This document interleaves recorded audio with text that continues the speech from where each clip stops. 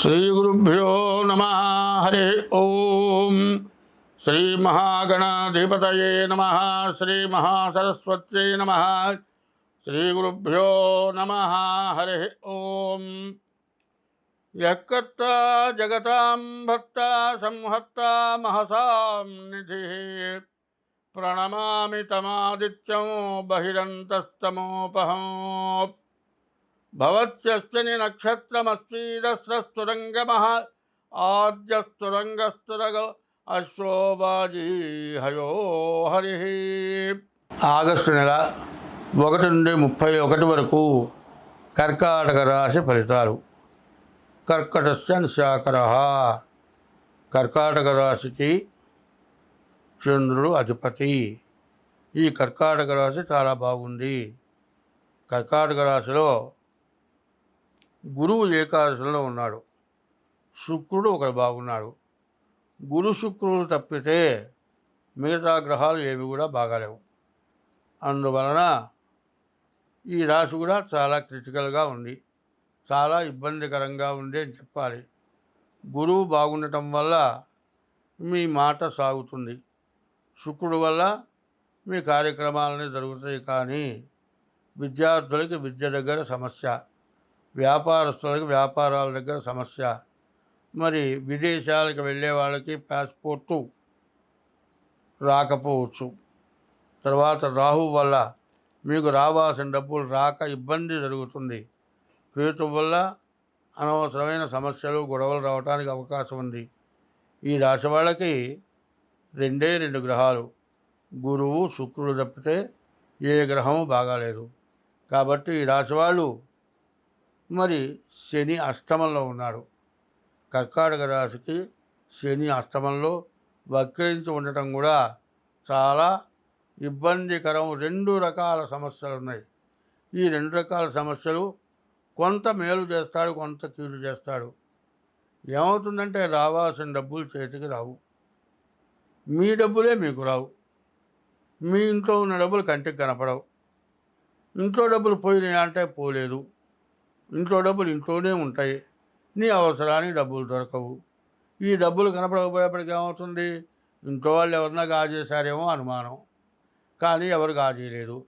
కానీ ఈ డబ్బులు దొరక్కపోవటం వల్ల విపరీతమైన చికాకు, ఇంట్లో వాళ్ళని ఎవరిని నమ్మకపోవటం, ప్రతి వాళ్ళని అనుమానించడం, తగాదాలు పెట్టుకోవటం, చికాకు పడటం, మరి బాగా మనస్సు మరి సరిగ్గా లేక పిచ్చివాళ్ళలాగా ప్రవర్తించడం, మరి ఏం చేయాలన్నా కూడా తోచక పిచ్చివాళ్ళలాగా తయారవటం, ఇటువంటి సమస్యలు. తర్వాత మీ అవసరానికి తగినటువంటి డబ్బులు దొరక్కపోవటం, వేళకి తిండి ఉన్నా కూడా తినలేకపోవటం, మనశ్శాంతి లేకపోవటం, ఇవన్నీ కూడా ఈ రాశి వాళ్ళకి చాలా కష్టతరంగా ఉంది. కాబట్టి ఈ రాశి వాళ్ళు ఎంత జాగ్రత్త పడాలి అంటే చెప్పటానికి వీలు లేనటువంటి పరిస్థితులు కనపడుతూ ఉన్నాయి. అయితే ఈ రాశికి ఒక విశేషత ఉంది. ఈ కర్కాటక రాశికి చంద్రుడు అధిపతి కాబట్టి పూర్వజన్మలో ఎంతో పుణ్యం చేసుకొని పుట్టారు. కాబట్టి మిమ్మల్ని ఏమీ చేయలేవు. ఎందుకంటే ఇత్తడి బెందే ఉందండి, దానికి బంగారపు నీరు ఊరించేటట్లయితే చిలువ అనబడుతుందా? చిలువ పట్టదు. ఇత్తడి బెండికి బంగారపు నీరు ఊదారు, కొన్నాళ్ళ పాటు మాత్రం చిలువ పట్టదు. ఎందుకంటే బంగారపు నీరు ఊదినటువంటి పుణ్యం. అంటే చంద్రుడు అంత బలవంతుడు, అంత బాగా ఉపయోగపడేవాడు కర్కాటక రాశికి. అటువంటి చంద్రుడి వల్ల చాలా వరకు మీరు బయటపడటానికి అవకాశం ఉంది. ఈ రాశి వాళ్ళకి ద్వాదశాస్తమ జన్మస్థం శని అంగారకో గురుహో కుర్వంతి ప్రాణ సందేహం స్థానచలనం ధనక్షయం అని ఈ విధంగా ఉంది. కాబట్టి ఈ రాశి వాళ్ళకి బతకటం చాలా కష్టంగా ఉంటుంది. చివరికి ఏదో చేసుకొని చచ్చిపోదాం, ఆత్మహత్య చేసుకుందాం అన్నంత పరిస్థితి బాగా కనపడుతుంది. ఎందుకంటే ఇటువంటి పొరపాట్లు చేయకూడదు. ఆత్మహత్య చేసుకుంటే మహాదోషం.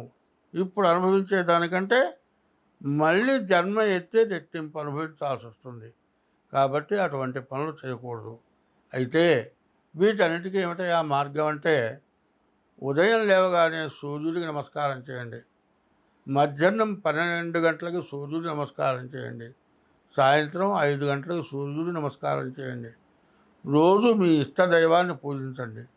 ప్రతిరోజు కూడా మీరు శివాలయానికి వెళ్ళండి. మారేడు దళాలు దొరికితే ఈశ్వరుడికి మారేడు దళాలు ఇచ్చి పూజ చేయించుకోండి.